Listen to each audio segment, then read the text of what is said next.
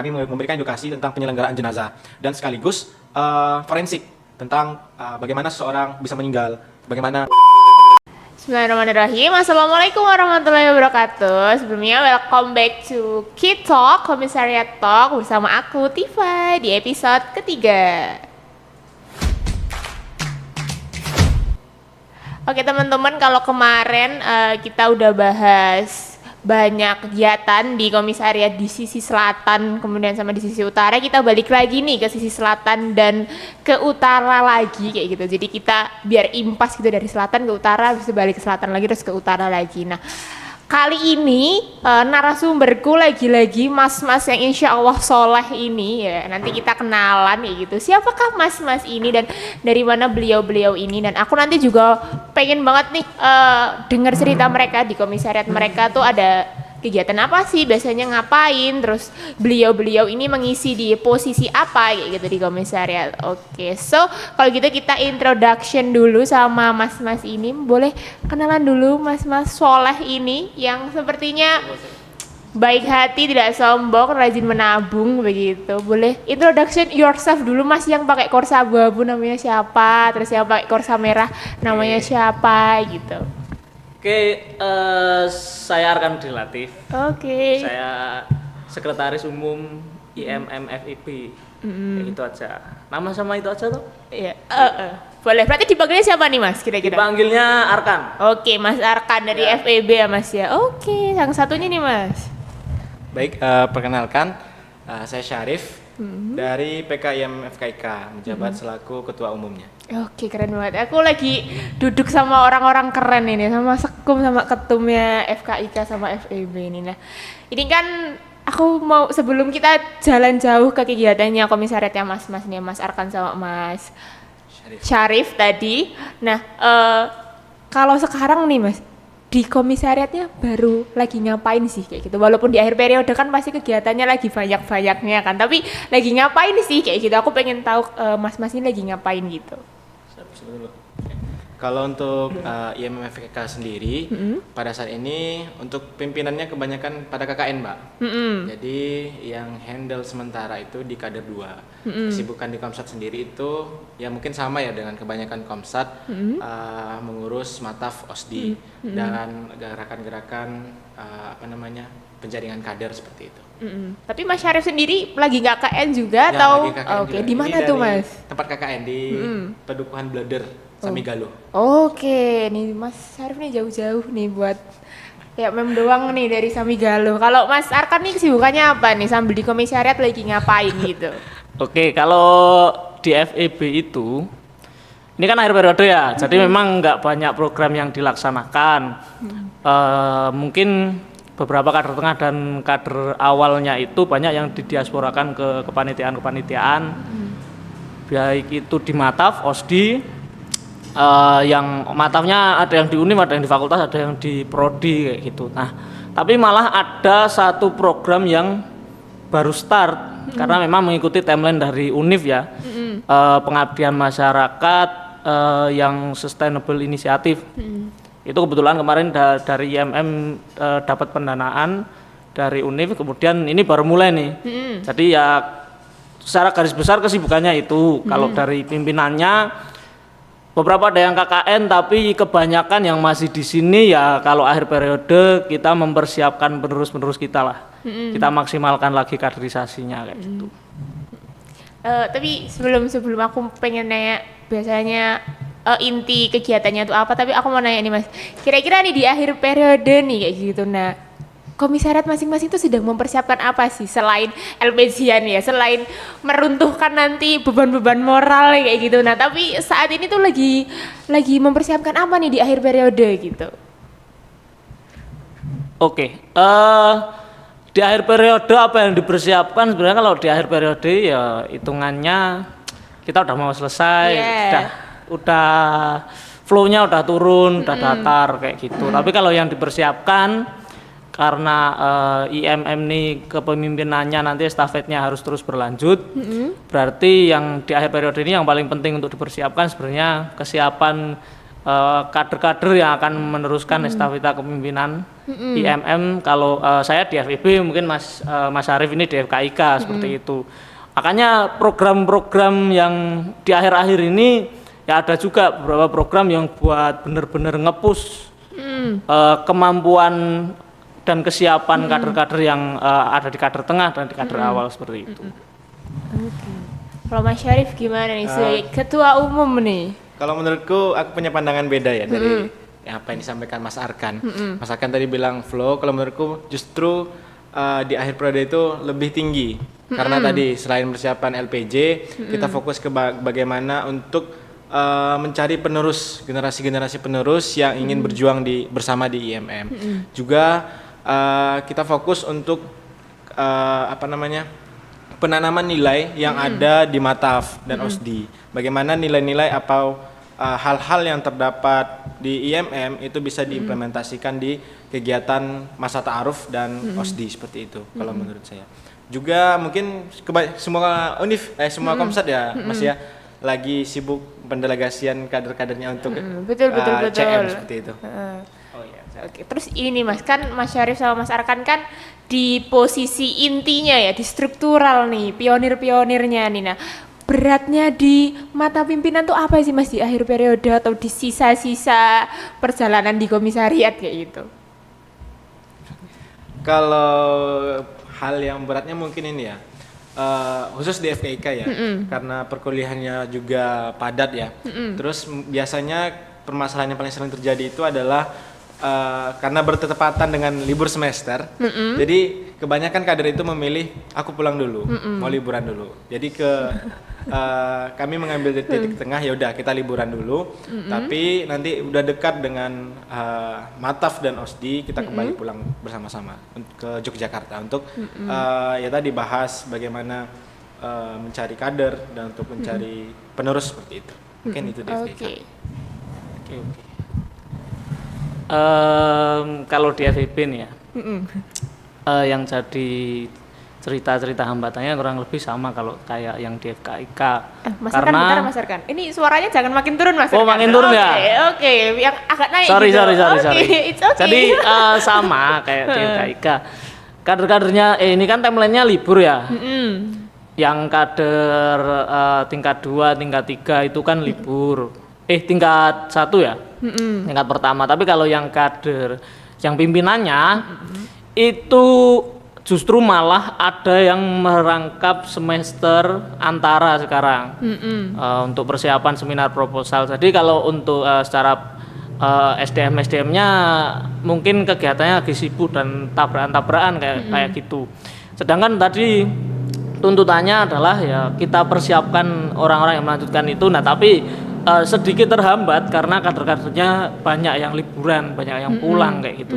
Jadi keberadaannya itu beberapa nggak ada di Jogja, seperti itu. Berarti garis besarnya sama ya, berarti lagi pada pulang, liburan gitu ya, mengakhiri masa semesternya gitu ya. Nah, terus ini nih Mas, aku mau nanya, kemarin itu kita kan abis ngobrol sama teman-teman pertanian FAI sama bahasa nih Mas. Nah kemarin itu mereka punya program kayak gitu, mereka punya program kerja yang menurut mereka tuh oh ini kader kita nih banyak nih waktu datang di acara-acara ini kayak gitu. Terus kemarin pertanian juga punya disiplin ilmunya di bidang pertanian begitu. Nah kalau di FKIK sama di FEB nih apa nih Mas, program yang paling disenengin sama kader-kadernya itu apa kayak gitu?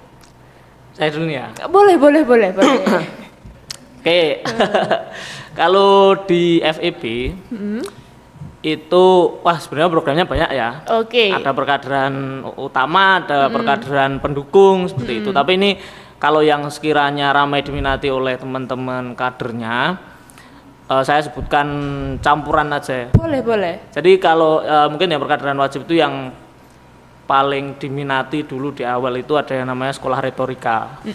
Kayak gitu kan tujuannya buat ngasih bekal awal para kader untuk belajar public speaking lah kayak gitu.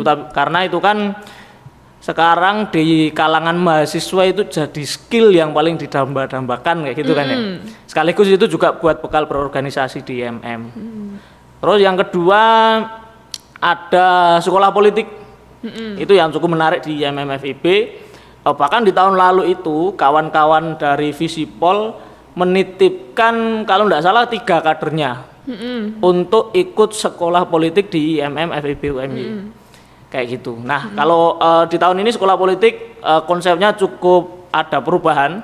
Yang tadinya cuman kita selenggarakan selama sekitar 3 hari 2 malam dalam satu waktu, kemudian selesai. Kalau kemarin kita coba pakai skema baru, yaitu dengan yang pertama ya mungkin ada materi yang dasar itu diselenggarakan dalam 1 hari, kemudian dilanjutkan dengan follow up yang berkelanjutan itu di kelas-kelas politik. Jadi kecil-kecil tapi berlanjut gitu. Nah, terus yang ketiga yang mungkin jadi unggulan itu apa ya tadi yang mau tak sebutkan itu. Oh, ini program baru sih ini. Apa tuh?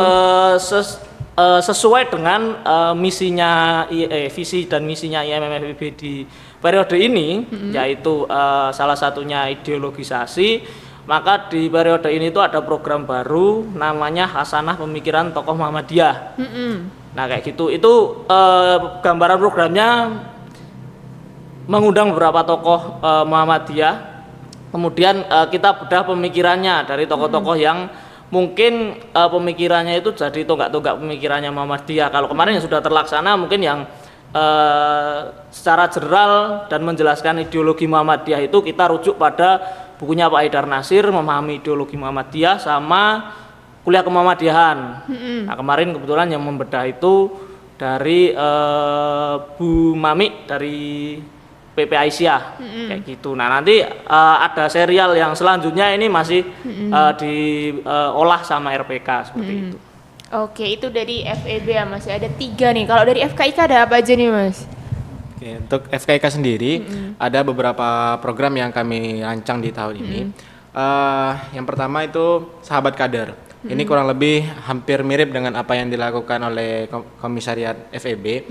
Tapi bedanya di Sahabat Kader ini adalah program kultural tidak formal yang bertujuan untuk mendampingi mahasiswa baru. Ngapain aja di Sahabat Kader, gak hanya bahas tentang ideologi IMM, tapi biasanya yang terjadi di FKIK, mahasiswa baru itu kebingungan dengan pola belajar yang ada di FKIK. Nah, kami menyediakan solusi adanya Sahabat Kader untuk bagaimana teman-teman yang udah di semester atas bisa memberikan saran, nasihat atau membimbing mahasiswa baru. Jadi pendampingan yang dilakukan oleh IMM terhadap mahasiswa baru, Sahabat Kader. Yang kedua, sesuai dengan kultur di FKIK, sesuai dengan profil kami yaitu kesehatan.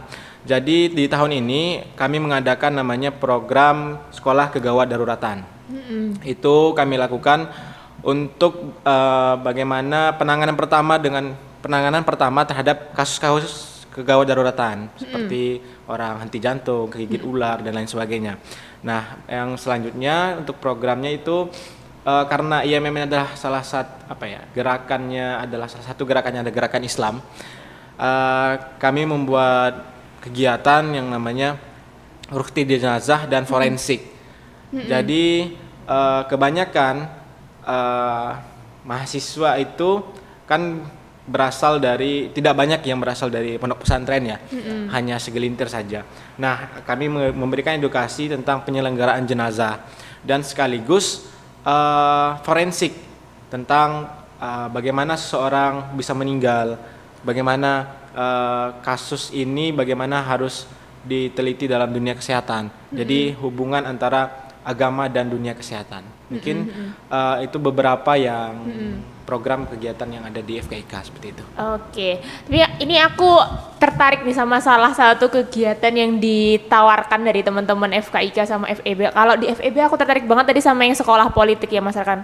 Di sekolah politik ini tuh ngapain sih Mas? Hasil yang pengen dimau sama teman-teman yang bikin tuh apa kayak gitu? Terus di sekolah politik tuh ngapain kayak gitu? Apakah nanti teman-teman kadernya belajar politik, terus nanti pura-pura demo apa gimana kayak gitu. Terus tadi yang Sahabat Kader nih Mas, aku tuh juga dulu awal-awal jadi maba punya teman FKIK tuh juga kok sekolahnya dia beda ya, ada blok-blokannya gitu ya. Nah, apakah cara menyahabati kader-kader itu sebatas akademik aja atau yang seperti apa kayak gitu? Boleh. Untuk sahabat kader itu bukan hanya kegiatan akademik. Misalnya saya yakin orang kuliah di Jogja ini nggak hanya orang Jogja. Bahkan saya sendiri dari Sumatera Barat gitu. Terkadang ada culture shock gitu yang terjadi betul. di Jogja. Jadi nggak hanya kegiatan-kegiatan akademik seperti kegiatan kayak Jogja tuh kayak gini loh. Jogja itu ya kalau malamnya seperti ini. Nah misalnya juga kami ngerekomendasiin biasanya nih maba nih pada bingung nih tempat makan di mana nih. Nah biasanya di sini nih enak nih murah. Jadi simpel itu ya. Betul. Ya. Misalnya kalau untuk akademiknya, Mas ini saya nggak paham ini apa maksudnya. Oh ya kayak gini. Nanti ada namanya ujian blok, ada namanya praktikum dan lain-lain seperti itu. Mungkin lebih bahas apapun terkait dengan mahasiswa baru lah gitu. Oke, sahabat kader ini menyenangkan berarti ya. Bahkan tempat makan pun teman-teman nanti kalau join di Komsatnya FKIK tuh dikasih tahu, ini loh yang murah ini loh. Gitu. Kalau di FIP tadi gimana Mas yang sekolah politik loh ini? Penasaran banget deh. Oke, di FEB itu sekolah politik pada dasarnya itu untuk memberikan pendidikan politik kepada kader kayak gitu. Tapi untuk yang tahun ini itu memang luarannya difokuskan yang pertama kader itu paham makna politik yang secara mendasar kayak gitu. Jadi materi filsafatnya juga kita masukkan seperti itu. Lalu yang kedua kader ini punya kemampuan, jadi nggak cuma paham tapi dia punya kemampuan dalam dunia perpolitikan, baik itu yang mungkin kemampuan di lapangan maupun kemampuan mengkonsep dan seterusnya. Itu diharapkan itu bisa ada di diri kader IMM kayak gitu. Lalu yang selanjutnya ini masuk sebenarnya kepada implementasi kayak gitu, walaupun tatarannya mungkin masih di tataran diskusi dan seterusnya, tapi kita sudah masuk pada isu kayak gitu. Selain punya kemampuan, terus kita jelaskan juga sebenarnya kegunaan politik di dunia luar itu seperti apa, karena IMM FEB ini kan coraknya ekonomi kayak gitu. Maka kemarin ya isu yang dibahas adalah ada ekonomi politik, itu masuk ke materi, kemudian isunya ekonomi kerakyatan kayak gitu sebagai landasan gitu. Paradigma gerakannya IMF ini ekonomi, ekonomi, tapi meninjau dari ideologi induknya di Muhammadiyah maupun di IMM itu sendiri yang kalau di IMM itu disebutkan bahwasanya perjuangannya itu diabadikan untuk rakyat kayak gitu kan. Nah, makanya misinya di sekolah politik periode ini tuh untuk membangun paradigma itu, paradigma ekonomi yang berpihak kepada rakyat.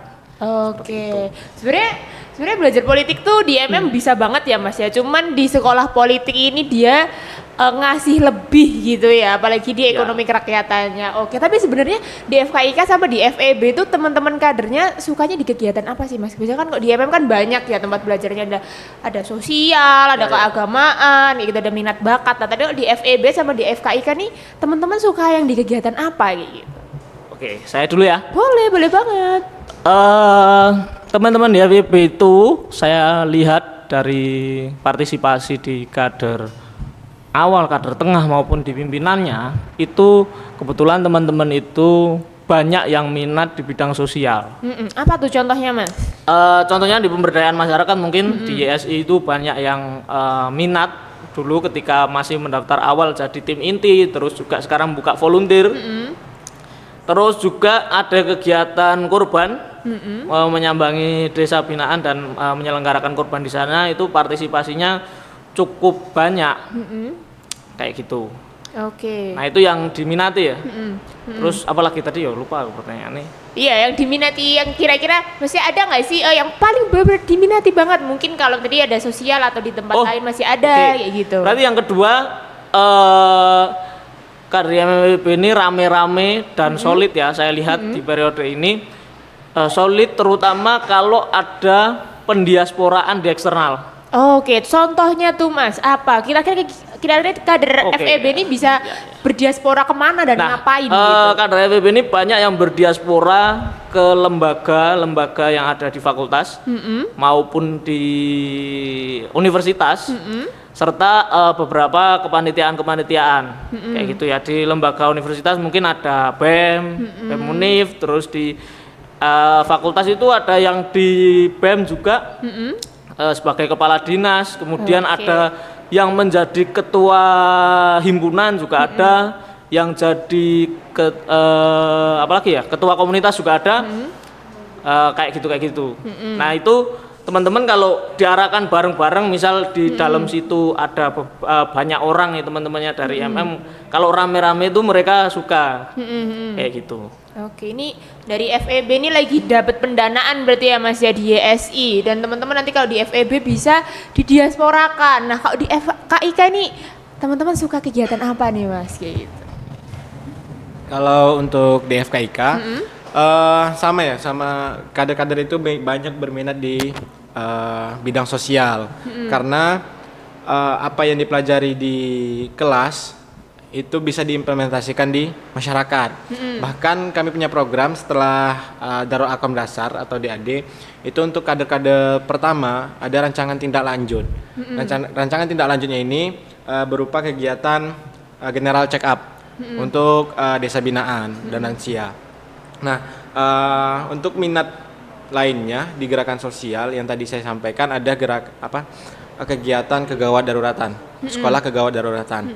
Karena ya tadi setelah nggak hanya belajar gitu, karena di FKIK kalau hanya belajar materi nggak akan kebayang ini mau perlu praktek, ya, perlu berarti praktek. ya Mas. Jadi kami memberikan wadah terhadap kader-kader FKIK untuk ini prakteknya loh di sini bisa gitu. Yang general check up itu tadi ngapain Mas berarti? General check up itu cek tekanan darah, glukosa, diabetes, kolesterol sama asam urat.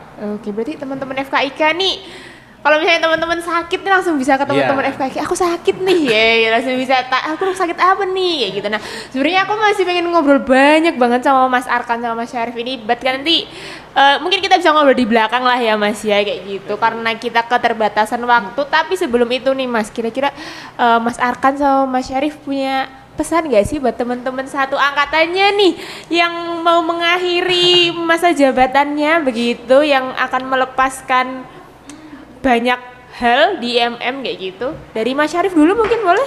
Oke, untuk pesan-pesan bagi seluruh kader akhir lah ya bahasanya ya. Betul. Maupun di komsat manapun, karena sebentar lagi usai, insya Allah di bulan September kalau nggak salah ya. Bulan September, mungkin akhiri dengan husnul khotimah. Oke. Akhiri dengan husnul khotimah. Dan juga perjuangan seorang kader tidak hanya sampai di IMM, masih ada lanjutannya, ada Pemuda Muhammadiyah atau Nasyatul Aisyah, ada Muhammadiyah dan Aisyah, mungkin seperti itu. Oke, dari Mas Arkan nih buat teman-teman pimpinannya. Pimpinannya dulu ya? Iya, pimpinannya dulu. Oke. Pesan buat teman-teman pimpinan yang nanti mungkin nonton podcast ini ya. Pasti nonton dong. Harus nonton. Iya, harus biar nonton. denger ini pesannya ini. Saya yang pertama mau menyampaikan kembali yang disampaikan Mas Syarif tadi ya. Mari kita akhiri periode ini nanti dengan husnul khotimah gitu. Akhirnya yang baik, dengan tinggalan yang baik, program-programnya mungkin yang ada yang beberapa yang masih belum terpenuhi itu bisa dipenuhi. Tapi yang selanjutnya setelah kita selesai yang paling penting adalah konsep kader itu beda dengan konsep anggota. Keanggotaan itu selesai ketika periodenya habis kayak gitu. Tapi kalau teman-teman sebagai kader IMM setelah selesai periodisasi kepemimpinan, kawan-kawan tetap kader IMM. Artinya hubungan yang baik dengan kader-kader yang mungkin masih menjabat di IMM nantinya itu kita harus jalin dengan baik walaupun kita sudah selesai kayak gitu. Nah terus yang penting juga ini di akhir periode, karena sistemnya periode ini pemagangan, berarti silahkan persiapkan kader-kadermu ini di setiap bidang-bidang yang ditempati. kayak gitu. Jangan sampai kita meninggalkan penerus yang tidak lebih baik daripada kita. Oke. Seperti itu. Ini keren banget ya. Katanya Mas Syarif sama Mas Arkan harus meninggalkan dengan husnul khotimah gitu, harus yang baik-baik kayak gitu. Nah, kalau buat adik-adiknya nih Mas, itu pesan apa sih yang pengen disampaikan? Siapa tahu nih nanti yang gantiin Mas Syarif adiknya banget, atau yang mau gantiin Mas Arkan jadi sekum, kayak aduh Mas aku susah nih nggak bisa nih jadi sekum, kayak itu berat gitu. Kira-kira punya pesan apa gitu? Duh, bingung ini. Buat Adik-adikku. adik-adik ya berarti Oh, iya. ya. Adik-adik di IMM nih. Kalau pesennya, waduh saya nggak bisa berpesan-pesan nih. Tapi sebenarnya. jangan nangis Mas. Iya ya. Saya udah mau selesai soalnya ini periodenya. Harapannya di akhir periode ini teman-teman bisa mulai bersiap lah kayak gitu. Karena kalau di FEB itu kita mengenal bahwasanya kader itu harus siap menerima perintah, siap merevolusi diri, juga siap menerima tampuk kepemimpinan. Jadi teman-teman bisa persiapkan dari sekarang, dan nantinya ketika jatahnya untuk memimpin, harapannya tidak ada penolakan, tidak ada ketakutan, tidak ada keraguan seperti itu. Nah itu pesan buat adik-adiknya. Oke. Jadi Mas Arkan ini sudah melewati 3 hal ya, sudah menerima perintah, sudah merevolusi dirinya, terus sudah menjadi pimpinan gitu. Nah kalau di Mas Syarif nih punya pesan apa sih buat adik-adiknya gitu? Mungkin pesannya untuk teman-teman atau adik-adik ya, kader 1 dan kader 2, persiapkan diri ya, sama seperti apa yang dikatakan Mas Arkan tadi. Persiapkan diri, dan juga jangan jangan tiru apa yang mungkin perbuatan salah yang pimpinan-pimpinan lakukan, hal-hal kurang yang pimpinan-pimpinan lakukan, tapi ambillah sisi baiknya saja. Sisi jeleknya jangan diambil. Juga untuk teman-teman kader 2 dan kader 3, yakin dan percaya bahwa siapapun nanti pimpinannya itu tidak akan gerak sendiri. Pasti ada teman-teman, pasti ada kader-kader lain yang ikut saling bahu-membahu membantu untuk bergerak melakukan pergerakan di IMM. Mungkin segitu. Jadi ambil baiknya ya teman-teman. Nanti kan pasti di pimpinannya Mas Syarif tuh tetap ada baiknya, pasti nggak mungkin semuanya jelek kayak gitu ya. Jadi nanti teman-teman yang mau menggantikan Mas Syarif juga teman-temannya yang baik-baik ditiru kayak gitu ya. Nah, IMM tuh kan tempat belajar yang luas ya Mas ya. Terus pengen dong dikasih closing statement buat nanti calon-calon maba mungkin yang akan join di Komsat FEB atau di FKIK kayak gitu. Mau join IMM teman-teman ya gitu, nanti bisa ketemu aku loh kayak gitu. Atau apa sih enaknya di IMM kayak gitu. Pesannya buat teman-teman maba gitu. Dulu ya. Boleh. Pesanku untuk teman-teman maba, ini berdasarkan hal yang kurasain ya selama berada di IMM. IMM itu lebih dari sekedar organisasi menurutku. IMM itu sudah seperti keluargaku di Yogyakarta. Karena di IMM kita tidak hanya bahas suatu proker, tapi kita bahas apapun, dalam keadaan apapun, sesulit apapun, kita senang-senang bareng, kita sulit-sulit bareng-bareng gitu. Menurutku IMM adalah sebuah keluarga. Oke, tuh IMM itu sebuah keluarga teman-teman. Betul. Jadi teman-teman jadi maba, datang join IMM sudah punya keluarga begitu. Betul. Dari penyampaiannya Mas Arif tadi ya, saya lanjutin aja. Boleh. Saya boleh sepakat banget. kalau IMM itu sebagai keluarga, Oke. karena yang saya rasakan sejauh ini seperti itu. Tapi saya coba ngomong gimana caranya anak FEB ngomong ya. Oke, gimana tuh Mas? Gimana anak FEB biasanya ngomongnya gimana? Yang jelas ada tawaran gitu dari IMM ini. Ada hal yang ditawarkan, di mana IMM ini sebagai organisasi pergerakan sekaligus organisasi perkaderan. Sehingga nanti di dalamnya IMM itu teman-teman akan benar-benar dikader. Kalau bahasa gampangnya teman-teman akan benar-benar dididik, dibentuk untuk jadi orang yang mumpuni untuk jadi kader seperti itu. Nah, sebagaimana definisi kader sebagai orang inti, sebagai penerus dan seterusnya, teman-teman bisa definisikan sendiri. Sekaligus teman-teman juga nanti harapannya bisa mengabdi ke masyarakat dengan kemampuan-kemampuan yang teman-teman miliki. Dan yang pasti sekali teman-teman jadi keluarga IMM, ya, tahun pertama masuk di IMM, maka selamanya teman-teman akan jadi keluarga IMM. Apapun ada kesulitan, apapun ada apa yang menghadang dan seterusnya, pasti teman-temannya akan bantu. Gitu. Baik itu nanti yang akademik, sifatnya akademik, yang sifatnya personal maupun yang di masyarakat dan di organisasi, itu pasti teman-temannya bantu. Dan saya sejauh ini saya nggak meragukan kesulitan teman-teman saya di IMM. Oke. Kayak gitu. Oke, tapi sepakat sih sama Mas Syarif sama Mas Arkan kalau IMM tuh keluarga, teman-temannya tuh solid banget karena dari awal ya Mas ya 3 tahun bareng-bareng, tahu susahnya, tahu senengnya kayak gitu. Nah, sepakat banget sama Mas Syarif sama Mas Arkan tadi kayak gitu. Tapi aku tuh pengen ngobrol banyak gitu sama Mas Syarif sama Mas Arkan, cuman kita cukupkan dulu ya Mas ya sampai sini kayak gitu.